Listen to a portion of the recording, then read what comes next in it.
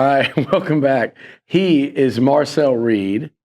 You guys know him, introduced himself to college football world on Saturday night. I'm Billy Lucci. Marcel, I guess just start with the way that game went on a late Saturday night, flying back. What time did y'all even get home, by the way? Like 3. 3 a.m., get home. And just kind of all the buzz that victory created, not just here locally, but nationally. Do you feel like the bye week is coming at a good time? I probably shouldn't ask you that, because we know the answer to that. But do you feel like for the team, the bye week's coming at a good time for y'all to kind of get back to work and get better? Yeah, I think it's at a pretty good time. I mean, anytime you have a bye week after a hard-fought game is a good time. But just because that was a big game and then we won and going into SEC play, I think this is the perfect time to have the first bye. And how are you feeling? Because I know everybody saw you, leave the Utah State game. Mm-hmm. Coach Elko pretty much all week just said, hey, he's going to play. Mm-hmm. Obviously, you were playing in some pain. How did you feel? Because that was a very physical football game, not just for you, but for I think the whole both sides really. Yeah, I'm feeling better. That was a game that I had to kind of thug it out a little bit. Yeah. And thankfully I did.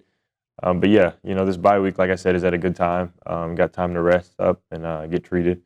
But it wasn't anything too bad. It was just kind of taking a couple blows to the same spot. Yeah. But we're back. Yeah. Well, and you know what, you guys, that football game, I felt like you matched Notre Dame physically, which, last year it was like a war of attrition and they pulled away in the end. That wasn't the case this year. And then you guys, I felt like you hit more big plays in that game than I've seen in an A&M football game in a long time. And I know y'all have been expecting that all off season. Mm-hmm. You've worked with the receivers, the running game, your O-line, yourself. How good does it feel, though, to go out against a team that you played last year and couldn't do it against, and to go out there and not just do it once or twice, but repeatedly move the ball, score points, hang 41 on the road in that environment? How I guess satisfying and rewarding is that to put everything you did in practice into a game against a quality opponent? Yeah, I mean, just from what we have now, we expected this, and we've been practicing really hard this whole off season. Yeah. Knowing that this is going to be the game we want back week 3, and we got a man coverage team what we were looking for, and so they kind of split it up a little bit, played a little bit of cover 3 too, but whenever they got in a man, we kind of took advantage of it. We have the guys to do it, and you can just get the ball in their hands and let them go play. But it's not magic that we put up 40. We work for this, so just really excited that everybody else got to see what we already knew, and there's a lot more to come. Yeah, I felt like, Marcel, you sat back quietly this whole offseason. I don't know that you do. Just knowing you, I don't know how much you actually follow this stuff. But did you read a lot during the offseason, see a bunch of the Twitter stuff, or are you just a college kid hanging out with your friends and practicing football? I'm just a college kid hanging out with my friends and playing football. I mean, I made a post on Instagram prior to the season, and it was a picture of me in like my Little League uniform.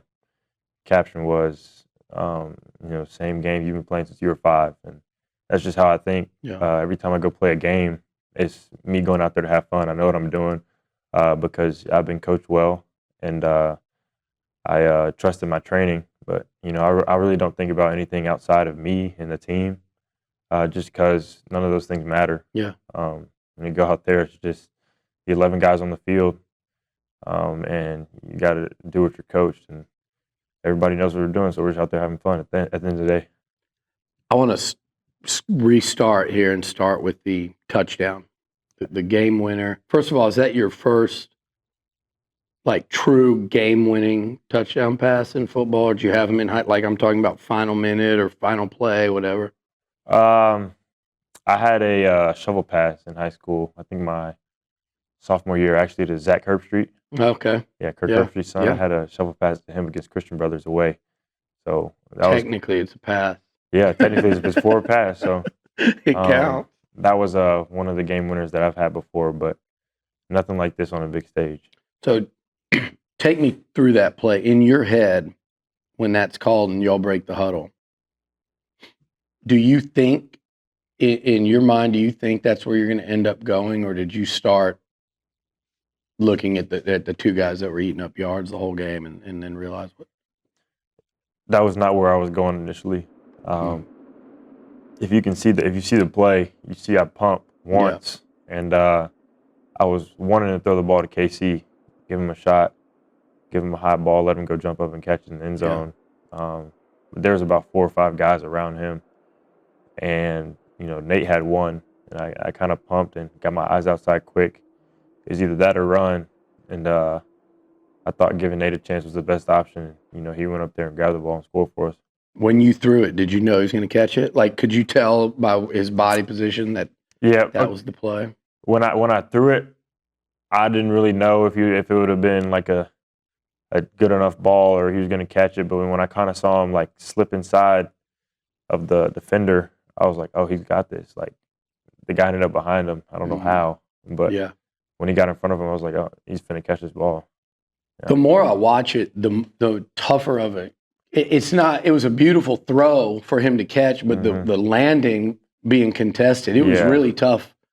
It was a terrific job by him to hang on to it through the fall. Like you could see it. Like a lot of tight ends and guys his size are going to drop that ball when they hit. Yeah, it was a lot. It was great throw, great catch when you can have both. Yeah. He also said he couldn't see it. Yeah, he said he couldn't see. He said he got stuck in the lights and the ball just happened to hit his hands. Thank God. That ain't like dropping one in Little League and saying the lights. That would have been. That was a high degree of difficulty play, the highest of pressure. Not just you, but the whole team. Like I mentioned, you had Coley snapping that ball and Amari in the backfield. Mm-hmm. I'm presuming to block on that play. Like guys that aren't starters that got called into that situation. Mm-hmm. What does that say? And Damian Sanford on defense with some big plays coming in for Scooby. What does that say about the kind of team y'all have? Because I just saw like a lot of selflessness out there, down the stretch. I mean, it just speaks volume to the competitiveness we have at practice. Everybody on the field or off the field can play. And everybody's going to be ready when their name is called. So, Damian coming in for Scoob and, doing what he did, tremendous job. Coley and Mark kind of switched roles a couple times, but they're both capable of getting the job done, both smart centers, and can protect really well. And Amari, I mean, he did a lot for us last year. I mean, he's proven that he's a productive back, and it's even better that, he's one you can trust to block at the end of the game. So, I mean, we got a lot of guys. We got a lot of depth at all positions, and I mean that's just something you want out of a team, and that's what makes the team so good. When you can trust the guy after to come in and do the same job as the guy that was already in. So, I've been talking about this the whole offseason. You led what could have been game-winning drives at Auburn against USC, coming off the bench against LSU. I think that fourth quarter at Jerry World told us a lot. It's kind of you're thrown out of your own end zone down in the fourth quarter. What do you attribute the just calm, cool demeanor to? And you showed it. I mean, to get a kickoff return wiped out and then come out there and lead the team down the field in that moment, what do you attribute that demeanor you've got there, that low pulse, everything that you've shown with the game on the line in the fourth quarter? It's just me being competitive. I mean, throwing it back to when I was a kid again. There's those moments where you do the countdown in your head at the end of a basketball game. You're shooting the last shot, or in the countdown on the mulch and throwing the last touchdown pass. I mean, it's just me going out there and having fun. There's no pressure when you know what you're doing. So when we get in those situations, we've practiced that multiple times, every single situation possible that we could be in, and we've executed multiple times. So it's nothing new to us when we get out there and we have 2 minutes to drive down a field and go put the ball in the end zone because we've practiced it so much. Marcel, like I've got about 10 people out there, and there's me. You know, we all of us do that countdown as kids. So you really just resonated with everybody listening. Yeah. We all do it. No one gets to actually do it in South Bend. You know, in that game, I think that's why plays like that are just so exciting because everyone watching, everyone playing, it's kind of a common shared experience. Like game-winning shot, game-winning touchdown pass, you know, walk-off home run. Yeah. Obviously, a lot went into that to get to that moment, and we've talked a lot this summer about the weapons that you guys have. I just, in particular, the 3-game start for your 2 top receivers right now, and I want to talk about another couple offensive weapons here in a second, but the newcomers, Mario Craver, Casey Concepcion. I guess first talk about Mario, 200 yards in that setting. Had you ever seen a guy have that much explosivity after the catch? I mean, he's just been an absolute demon out there. Yeah, I mean, you got a guy that fast and that quick. It's hard to get him down. And, you know, a lot of the passes I throw to him aren't that long. He just turns them into 30, 40-yard games. And I was actually surprised that first pass I threw to him and he spun out and scored. I was like, there's no way that just happened. Was that the same play to Cyrus against Florida last year? Is it a little different, or was it the same? It's a little different. Little different. The other one's kind of a shot play to Cyrus. This one was more like an RPO. Yeah. And, you know, we got linemen blocking, so I had to get the ball out pretty quick. But True. Is that set up in the first couple of games? You think Colin Klein is kind of calling that to set up that opportunity, or I don't think that one necessarily. There's some other plays that were set up a little bit, but that play, that's kind of one of our bread and butters. We've ran it before in the first 2 games, ran it in the spring game. You know, just different opportunities happen. Yeah. And, you know, they're in man coverage, and the guy got his eyes in the backfield, and Mario just slid behind him. So, what were you thinking when you took that hit on the side? You just ready to run down there and get back to the line of scrimmage, and then he's gone? Yeah, I was I was jogging. I was like, okay, he's about to probably go out of bounds. Yeah. I couldn't really tell how close he was to the out of bounds line, but you know, he stayed in, and I sprinted my ass off. Yeah. I just think his balance is incredible. Incredible. It's crazy. And then you've got Casey Concepcion. Yeah. You know, he reminds me, Marcel, of like I think of like Amon-Ra St. Brown. If you watch the Lions, just he's a compact, strong dude, but just the verticality of it all, and then just he and Craver both, they're really hard to tackle. They don't want to get tackled. Like it's like every run after catch is like a fist fight with those two. What were your first impressions of him when he got here? And then a couple of those plays he made the other night were ridiculous. I mean, my first impression was, Casey's going to be a dog. Like, I knew what we were getting when we got him out of the portal. And, you know, he's proven me right ever since he's been here. So, you know, he's been that guy for us. We draw plays up for him and try to get him the ball because when the ball's in his hands, he can do some crazy things. But, yeah, like you said, he can get up too. Yeah, that catch he made, what was it, the second quarter? I believe so, something like that. I mean, it looked like if you could have thrown that ball 12 feet in the air, he was going to go get it. With no regard either, by the way. Just go straight up and get it. So I was in the end zone when you threw that. Y'all were going away from me. So it's one of those rare plays that I could actually kind of have a similar view to what yours was. Yeah. And I saw it come out of your hands, and you know, I was like, that's going to be high.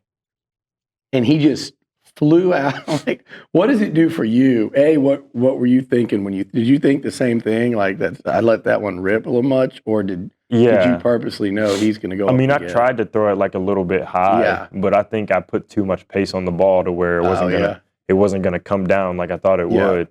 But you know, he kind of saved me there. How good is that to know, though? Like, I mean, not you, but I just think of alternative and quarterbacks. I mean, receiving cores, pass catchers I've seen around here prior to you getting here, right? Like, that don't help a quarterback out or that regularly drop passes. But as you're sitting there deciding when and when not to let it rip, it must be really nice. And I heard you say, I don't know if it's to Will Johnson or Monaco, that Nate might have the best hands on the team. Like he's in that discussion too. So like to have guys that can catch like that, what does that do for you as a QB in terms of just, hey, I'm going to throw it because they're going to catch it? Yeah, it makes my life a lot easier. And, KC's told me all the time, just put it anywhere. And he's lived up to that. Every time I put it somewhere and it's not such a great spot, he still manages to make the catch. So, like I said, it makes my life a lot easier. And, I can trust my team that, if the ball is anywhere around them, they're going to make the play and we're going to move the chains. Terry Bussey is a guy that if I go back to every game, he's done something. He had a massive catch and run the other night. Could have had to play the game where your heroics wouldn't even been needed. He almost, took back a kick 100 yards, in crunch time there.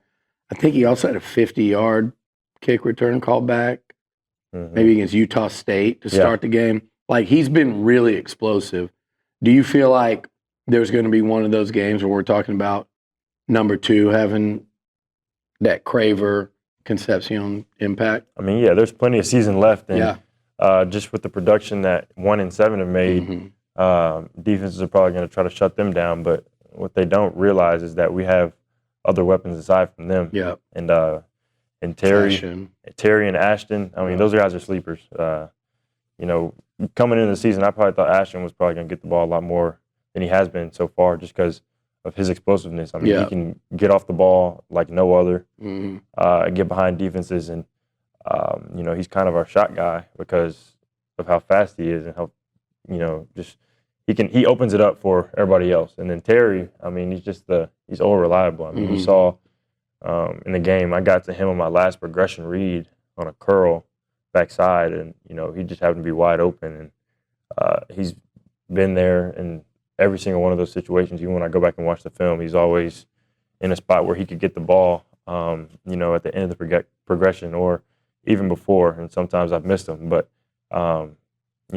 Terry's going to have a big game eventually. And count on Ashton to have a big game eventually too. And like you said, people outside of just that follow this team every day, I don't think there's going to be those games where the people around the country are talking.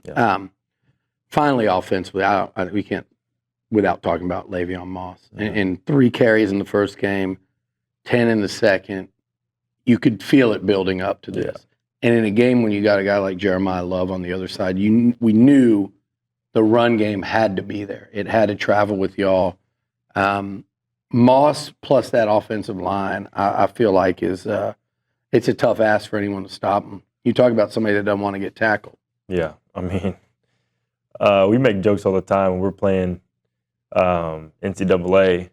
If you're using A&M, he has 2 kids. I mean, like, this dude's hungry. He's playing for something else. But I mean, it's real life. This guy runs hard. Yeah.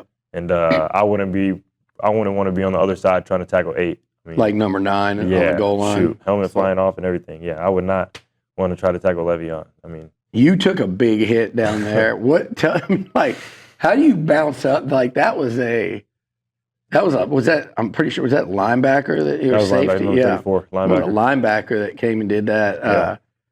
You just braced for it, and did you know that one was coming, or did you not see that one coming? Because it was kind of those 2 guys. I didn't think it was going to be that square up. He kind of, number 6 kind of got my legs. I think that was Christian Gray. He got my legs a little bit, and then 34 came and hit me. I kind of really didn't see him until last second. I was just trying to go off of Nate's back and get in the zone. I mean, it was only like 1 yard, but, I mean, that guy flew from middle of the field all the way over to me and put me on my back a little bit. But it felt like what I liked seeing about it, not just when your quarterback is selling out like that, I think it always makes teams better. But I just felt like you guys went into an SEC environment, played an SEC football team that's just happens to not play in the league. Yeah. I just felt like it was a great early test, and you guys were pushed to the limit, and you passed it.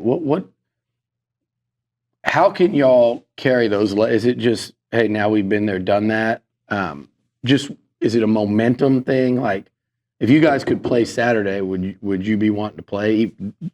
Bumps and bruises aside, like, are y'all like, let's get back out there as soon as we can? Yeah, I mean, if it's on the schedule, we got to play it. Yeah. And you get a chance to go out there and play football on another Saturday. You can't take for granted those opportunities. So, if we had a game this week, we'd be perfectly fine with playing a game this week. I'm just saying, are y'all like, I feel like you guys momentum right now in terms of like, damn, let's get out there as soon as possible. I don't think it's going to stop us at all. Whenever there's a game, we're excited to play. Yeah. But yeah, like you said, I mean, Notre Dame's a real good team that just doesn't happen to be in a conference, and that definitely builds momentum for us. But it's not going to take away any momentum just because we have a bye week. Yeah. We're still going to be ready to play whenever the ball's spotted, and we're going to do the same thing we've been doing. Coach Elko's speech, I guess that was that Friday before y'all left. Mm-hmm.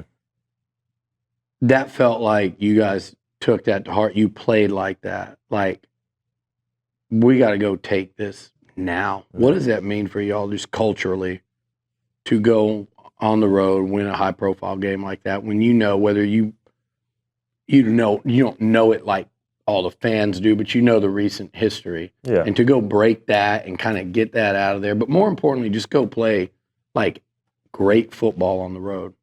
I mean, we've been preparing for this one. Like, yeah. I mean, Coach Elko even said in his speech, I mean, there's been so much, disrespect kind of put on our name, and we weren't going to stand for it anymore. It's been like a quiet disrespect. It's like not all in your. It's just kind of like back burner. Yeah, and we owed them a game. I mean, last year wasn't what we wanted, but we definitely owed them one. And what a better place to do it than on their home field in South Bend. So where can y'all get better offensively? We're 3 weeks in, and you know this better than anybody. You're the guy to ask, probably you or Coach Klein. But where do y'all get better? I feel like just kind of being a little bit more disciplined. I mean, there's a consistency thing when it comes to the amount of penalties we had. Some route busts or me reading the wrong side or not making the right read based off of a coverage. There's a lot of things on film that easily put us up to probably 60 points in that game. And we left a lot on the table. But it's definitely exciting to know that, we put up that many, but there's still so much left that you could have given on that Saturday. And then finally, I got one more question after this, but Coach Klein and y'all's relationship, and just, I talked about this a lot. It wasn't just your first year to play. You didn't enter last year as a starter. That was thrust upon you unexpectedly, right? For you, hopeful, obviously, you always hope, but unexpectedly. And then in Coach Klein, it was also his first year at A&M, working with Coach Elko in the SEC. How much different is the Reed-Klein dynamic and just y'all's understanding of each other, you and the offense, you and your coach, him and his quarterback, now versus this time a year ago? Yeah, I mean, it's a lot different. We had a whole offseason together where we could sit in the room and just kind of talk ball, understand what we both like, and I think that relationship is so good to have, and we've just built it, as time has went by. And even throughout week to week, I mean, I go sitting there with him on Tuesday, Wednesday, Thursday. Yeah. At the end of the day, kind of around 5 or 6, just to go through, third downs or go through red zone, or even just talk about like plays that we want to run or what I see and what I think should be on the call card. I think that's really important, and I think it's cool that I can have a say in what I want to put out on the field on a Saturday. So that's been very nice. I mean, did you know that? Were you able to do that yourself a year ago? Like, I probably was, but I don't think I felt comfortable with myself doing that last year. Yeah. Just because of the lay of the land, how things went. But this year it's been a lot easier, just knowing I'm the guy, and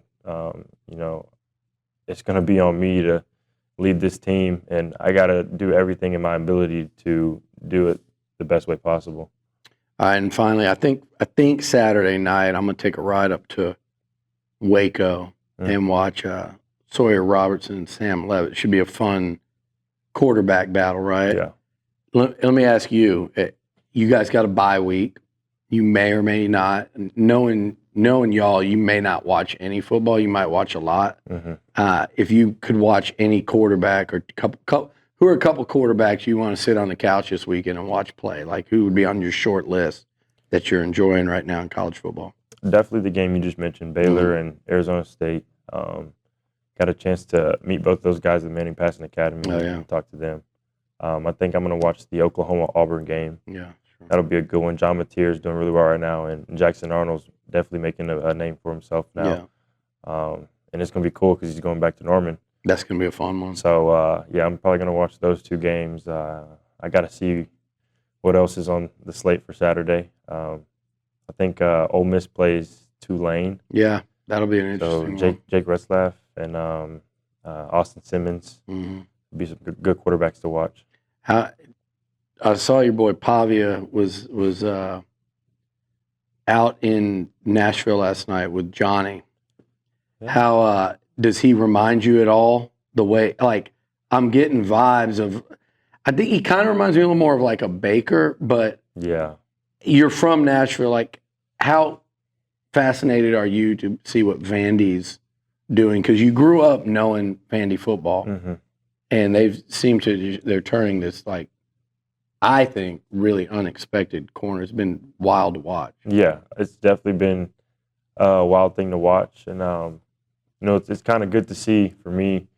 I mean, we don't play them, so it's not like I have a little bullseye on their back or anything. But just knowing Clark Lee and him being from my high school, watching him and all the guys that went to my high school in my grade that who's also from your go high there. school? I got Clark Lee. Oh, I didn't know that. He went to Montgomeryville Academy. I had no idea. Yeah. We got, Gabe Fisher. I played with him in high school. We were all seniors.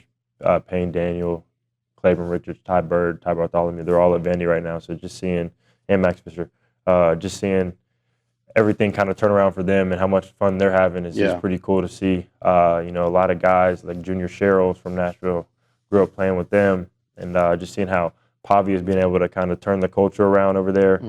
And how explosive their offense has been playing. Defense has been playing really well. It's just cool to see because I know a lot of people in Nashville who are Vandy fans who did enjoy going to watch football games years back, but it's a little different for them now, and I think they're having a lot of fun. And they've got a former A&M quarterback at tight end who's a great one. Yeah. And how cool, what do you think when you watch like all the former A&M games like what Haynes King did? And this weekend, I tweeted about it before the game. I was like, hey, all the former A&M quarterbacks are having Connor on Friday night, Haynes Saturday morning. I was like, let's just keep it going in South Bend. Yeah, it's been, I watched Connor, me and Ruben we're roommates when we go to the hotel, but we were watching the Houston game and, watch Connor put a dead leg on somebody and get in the end zone. Yeah. But he's been playing really well.